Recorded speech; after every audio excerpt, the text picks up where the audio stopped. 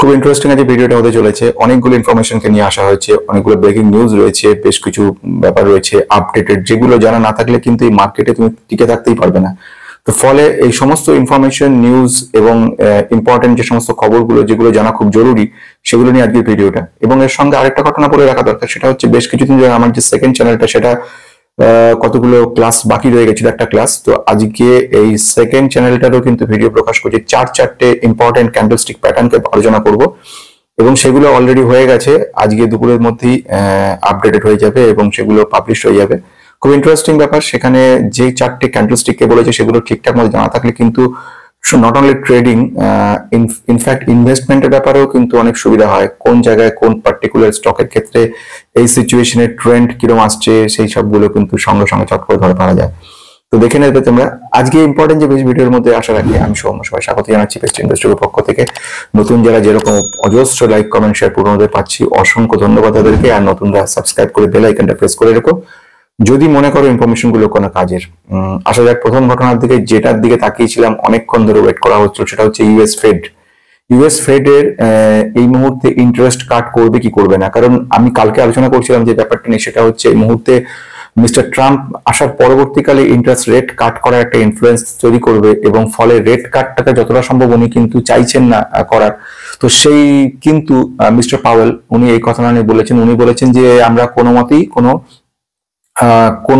রকম ভাবে আমরা স্বাধীনভাবে আমাদের মতামত গ্রহণ করছি এবং 25 বিপিএস ইন্টারেস্ট রেট কিন্তু কাট করা হয়েছে।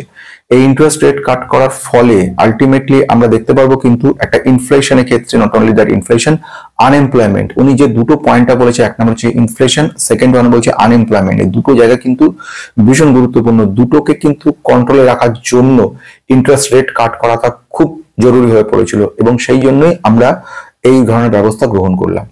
ফার্স্ট ওয়ান খুব গুরুত্বপূর্ণ, সেকেন্ড ওয়ান ডলার।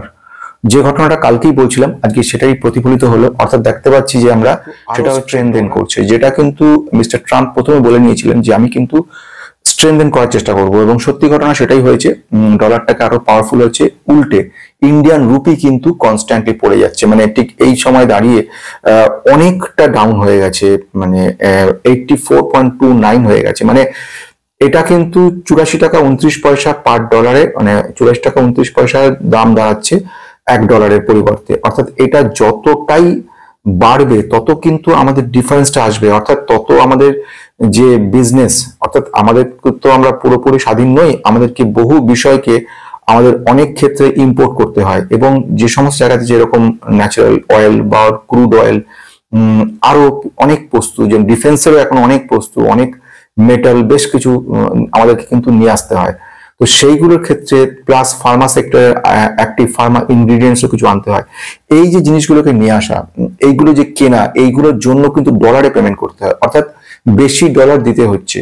যত ইন্ডিয়ান রুপি দাম কমেছে তত কিন্তু ডলার বেশি খরচ করতে হচ্ছে। ফলে সেই জন্য কিন্তু মনে রাখতে হচ্ছে যত বেশি ডলার 84.29 থেকে অনেকে এক্সপেক্ট করে 85-এ চলে আসবে। যদি এরকম সিচুয়েশন হয়ে যায়, আরো কিন্তু ইন্ডিয়ার ইকোনমিক গ্রোথটা কিন্তু ততখানি ডাউন হবে। ইকোনমিক গ্রোথ বাড়ানোর জন্য অবশ্যই ইন্ডিয়ান রুপিকে কিন্তু স্ট্রেনথেন করাটা ভীষণ জরুরি। আশা করছি গভর্নমেন্ট অফ ইন্ডিয়া ব্যবস্থা নিশ্চয়ই গ্রহণ করবে। আরেকটা ইন্টারেস্টিং পয়েন্ট সেটা হচ্ছে এফআইআই, ফরেন ইনস্টিটিউশনাল ইনভেস্টর, তারা কিন্তু কন্টিনিউ সেল করে চলেছে। মানে আমরা যদি দেখিনি, অক্টোবর মাসে 1,14,000 কোটি 1,14,000 crores কিন্তু অলরেডি সেল করে দিয়েছে এবং শুধু নভেম্বরের এমন দিনও বাকি নেই যে দিনটাতে তারা সেল করেনি। মানে দেখা গেছে এমন কি যেদিনে আমাদের দিওয়ালির দিন, যেদিন আমাদের সংবাদের দিন ছিল, সেই দিনও পর্যন্ত 266 কোটি টাকা পর্যন্ত সেল করেছে। মানে প্রতিদিন, মানে যে নভেম্বরে এই কদিনের যে কদিন আমাদের ট্রানজাকশন হয়েছে স্টক মার্কেটে, দেখবো 16,400 কোটি টাকা কিন্তু তার মধ্যে সেল করে দিয়েছে। তার মূল্যের কারণটা কি? তার পেছনে যে কারণটা রয়েছে, প্রধান যে গুরুত্বপূর্ণ কারণ, সেটা হচ্ছে কি? সেটা হচ্ছে ভ্যালুয়েশন। ইন্ডিয়ান মার্কেট এই মুহূর্তে ভ্যালুয়েশন রয়ে গেছে P24.42 যেখানে রয়ে গেছে, সেখানে কিন্তু চায়না মার্কেট কিন্তু অর্ধেক, মানে 11p তে ট্রেড করছে, অর্ধেকেরও কম। ফলে ন্যাচারালি ম্যাক্সিমাম ইনভেস্টর কিন্তু সেদিকে চলে যাবে। এমনকি ইভেন ইন্ডিয়ান কিছু ইনভেস্টরও কিন্তু চায়না মার্কেটে ইনভেস্ট করেছে, যেহেতু ভ্যালুয়েশনটা বেটার। সেকেন্ড ওয়ান হচ্ছে স্টিমুলাস প্যাকেজ আগেও দিয়েছে এবং সেকেন্ড এখন যে ঘটনাটা হচ্ছে, কালকে এগুলো সব বলেছি যে আলোচনা যখন চলছিল তখন এই ঘটনাটা হলো, মিস্টার ট্রাম্প যেখানে বলেছিল এবং এটা এক্সপেকটেশনে ছিল যে ভবিষ্যতে কিন্তু চায়না মার্কেটের দুর্দিন আসতে চলেছে, এবং কারণ ট্যারিফ প্রচুর পরিমাণে চার্জ করবে আমেরিকা, এবং সেটা অবশ্যম্ভাবী। ছোট ছোট সব কোম্পানিগুলো চায়না মার্কেটে রয়েছে, তারা ভেবেই নিয়েছে 50 to 60% ট্যারিফ কিন্তু চার্জ করবে, ফলে ওয়ার্ল্ড মার্কেটে চাইনিজ প্রোডাক্টের যাওয়াটা আরো দুরূহ হয়ে যাবে, এবং ইন্ডিয়ার পক্ষে সেটা কিন্তু একটা পজিটিভ জায়গা তৈরি করবে। তো এখন এই জন্য খুব সম্ভাবনা রয়েছে স্টিমুলাস প্যাকেজের। আগে যে ঘটনাগুলো হয়েছিল তোমরা জানবে যে ইন্ডিয়ার এতটা ইকোনমিক গ্রোথ হওয়ার পেছনে কিন্তু ইন্ডিয়া গভর্নমেন্টের প্রচুর পরিমাণে স্টিমুলাস প্যাকেজগুলো দেওয়ার কারণগুলো ছিল। আমরা দেখেছিলাম প্রোডাক্ট লিঙ্ক ইনসেন্টিভ পিএলআই বা ডিজাইন লিঙ্ক ইনসেন্টিভ, বিভিন্ন ইনসেন্টিভ হাজার হাজার কোটি টাকা কিন্তু দিয়েছে, ফলে কিন্তু ইমপ্রুভমেন্টটা হয়েছে। সেম ওয়েতে চায়না সরকার প্রেজেন্টলি যেটা খবর এলো, ফাইনাল খবর আসেনি, মোটামুটি 283 কোটির মতো কিন্তু ইনভেস্ট করতে চলেছে, স্টিমুলাস প্যাকেজ দিতে চলেছে।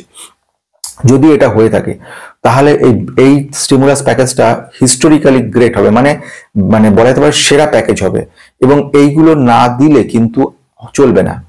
ট্রেড ওয়ার, অর্থাৎ আগামী দিনে ইউএস চায়নার মধ্যে একটা ট্রেড ওয়ার হওয়ার সম্ভাবনা কিন্তু রয়েছে। এই স্টিমুলাস প্যাকেজটা দেওয়ার ফলে বেশ কিছু স্টকসের ক্ষেত্রে কিন্তু আমরা দেখতে পাবো ইমপ্রুভমেন্ট।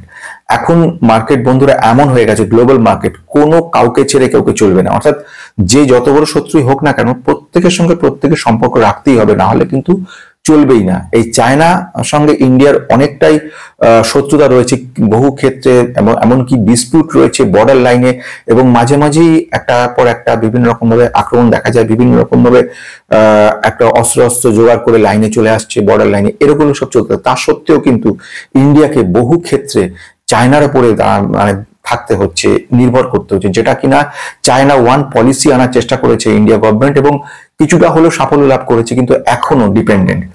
আমি দেখিনি এর মধ্যেও ইন্ডিয়া সঙ্গে চায়না কিন্তু প্রতি বছর এক্সপোর্ট এবং ইম্পোর্ট প্রচুর পরিমাণে হচ্ছে।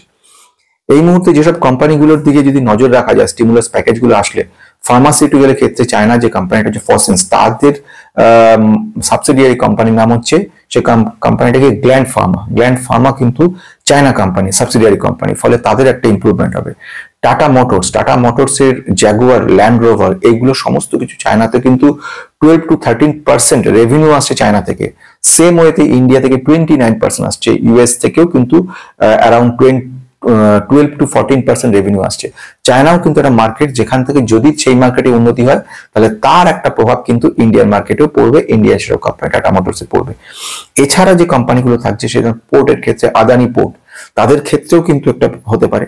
মেটাল সেক্টরে বেশ কিছু ইমপ্রুভমেন্ট দেখা যেতে পারে চায়না গভর্নমেন্টের ইমপ্রুভমেন্ট হওয়ার সঙ্গে সঙ্গে। যেরকম টাটা স্টিলের কথা যদি বলি, বেদান্তের কথা বলি, এদের কিন্তু ইমপ্রুভমেন্ট হবে যদি পার্টিকুলারলি চায়না স্টিমুলাস প্যাকেজটা ডিক্লেয়ার করে। মানে সেই ঘটনাটা কি, Q2 রেজাল্ট বেরিয়েছে। প্রথম আসছে জিএমএম ফডলারকে নিয়ে অনেকে জিজ্ঞেস করছিল যে কি দাঁড়িয়েছে এই মুহূর্তে রেজাল্ট, কি করব, সেল করব কি করব না। এই মুহূর্তে রেজাল্টটা কিন্তু ভালো আসেনি, মানে আমি গত বছর দেখবো 937 কোটি যে সেলস হয়েছিল, এবছরের সেলসের পরিমাণ 805 হয়েছে, কমে গেছে।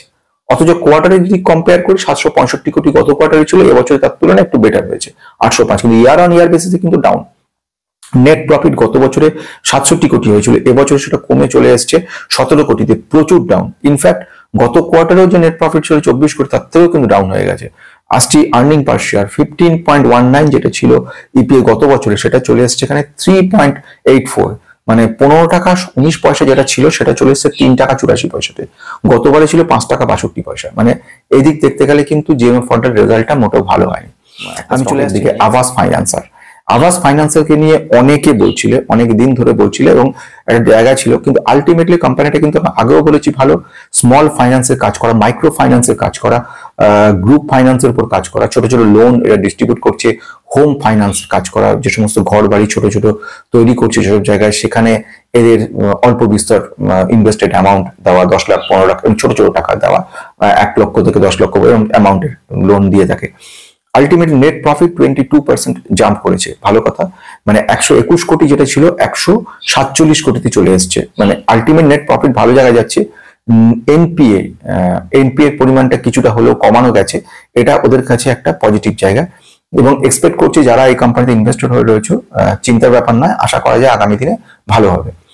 একটা জিনিস লক্ষ্য রেখেছো কিনা জানি না, আদানি এনার্জি সলিউশনে কিন্তু প্রায় টোটাল আদানি ক্ষেত্রে অনেকগুলো স্টকে আমরা ডাউন দেখেছি, অবশ্যই যেটা লক্ষ্য করেছো ডাউন হয়েছে। ডাউন হওয়ার পিছনে যে কারণ কি, এমন কি ব্যাপার রয়েছে, কিছু ব্যাড নিউজ রয়েছে পার্টিকুলারলি আদানি এনার্জি সলিউশনে।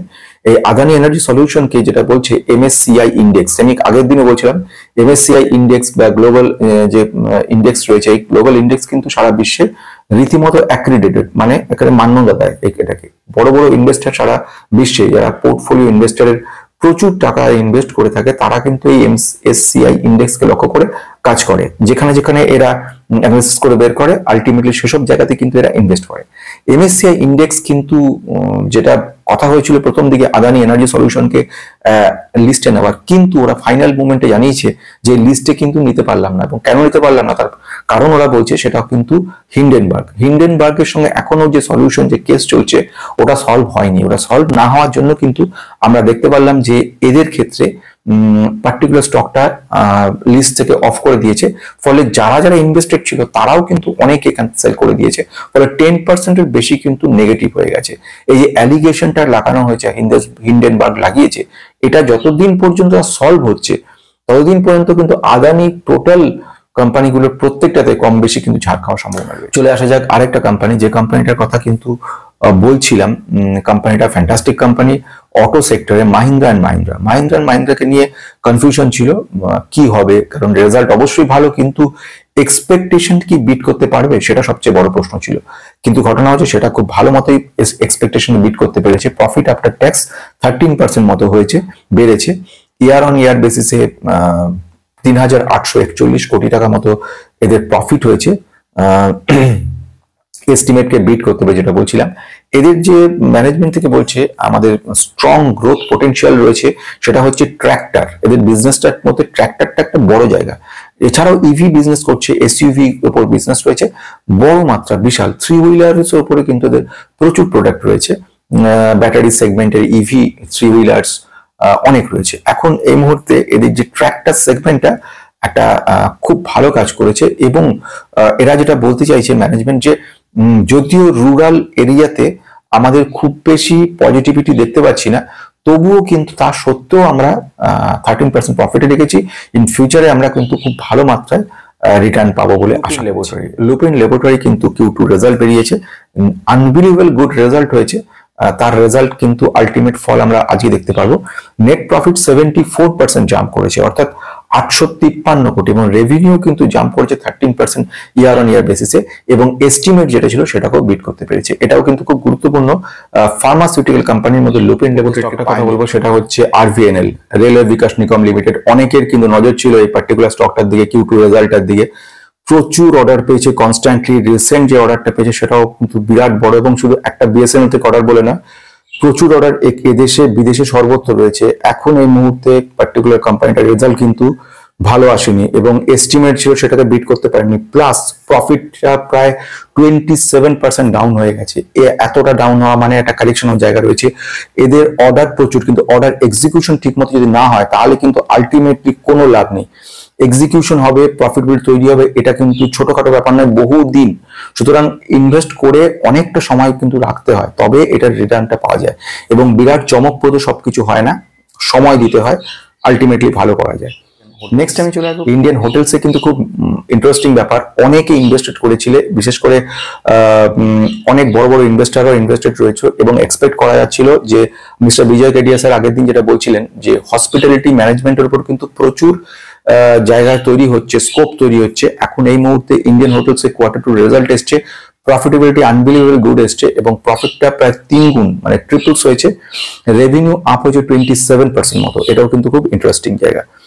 আজকে ইন্টারেস্টিং ভিডিওর মধ্যে অনেকগুলো বিষয়কে আমরা জানলাম, অনেকগুলো স্টক সম্পর্কে জানলাম, সেক্টরগুলো জানলাম, Q2 রেজাল্ট কিছু জানলাম, বেশ কিছু ইনফরমেশন নিলাম, FIR রিলেটেড ইনফরমেশন গুলো নিলাম, ডলার রিলেটেড ইনফরমেশন নিলাম, ফেড রেট কাটের উপর ইন্টারেস্ট নিলাম।